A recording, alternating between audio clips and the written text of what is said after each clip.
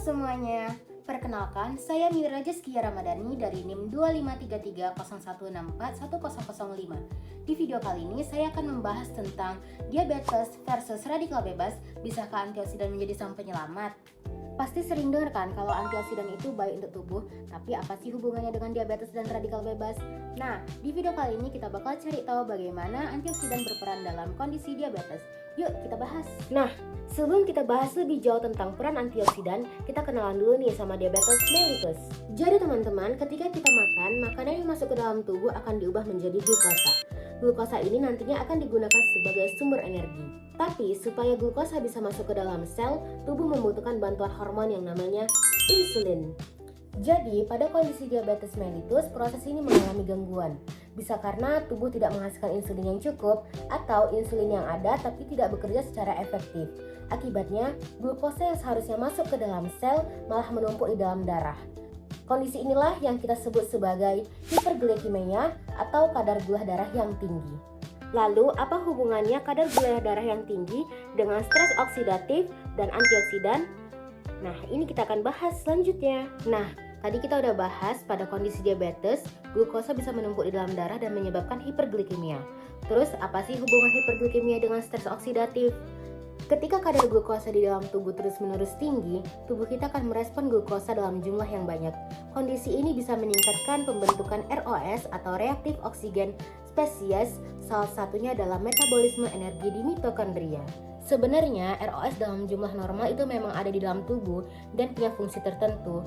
Tapi masalahnya, jika ROS terbentuk terlalu banyak sementara sistem pertahanan antioksidan tubuh kita nggak mampu mengimbanginya, akhirnya keseimbangan di dalam sel jadi terganggu.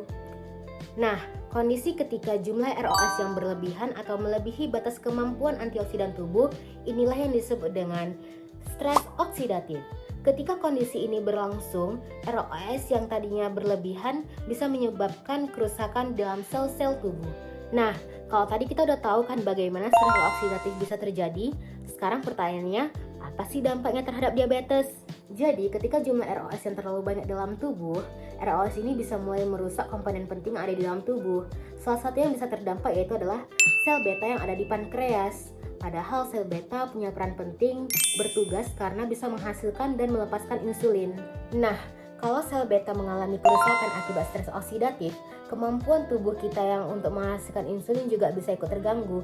Bukan cuma itu, stres oksidatif bisa mengganggu jalur sinyal insulin.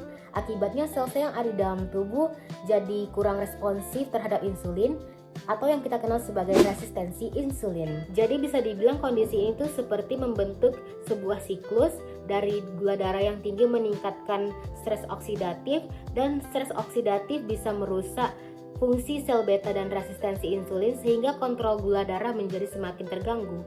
Nah, tadi kita udah tahu kalau ROS yang berlebihan itu bisa menyebabkan stres oksidatif dan mengganggu sel-sel yang ada di dalam tubuh. Jadi, tubuh kita melawan ROS ini dengan apa? Jadi disinilah antioksidan juga punya peran penting. Mari kita bahas. Sederhananya, antioksidan bisa kita anggap sebagai sistem pertahanan tubuh untuk menetralkan ROS yang berlebihan, sehingga kerusakan oksidatif pada sel bisa dikurangi. Tubuh kita sebenarnya juga mempunyai antioksidan alami untuk menjaga keseimbangan ROS. Pada kondisi diabetes, kadar gula darah yang tinggi dapat meningkatkan stres oksidatif. Karena itu, antioksidan memiliki peran penting dalam membantu melawan ROS dan melindungi sel dari kerusakan oksidatif.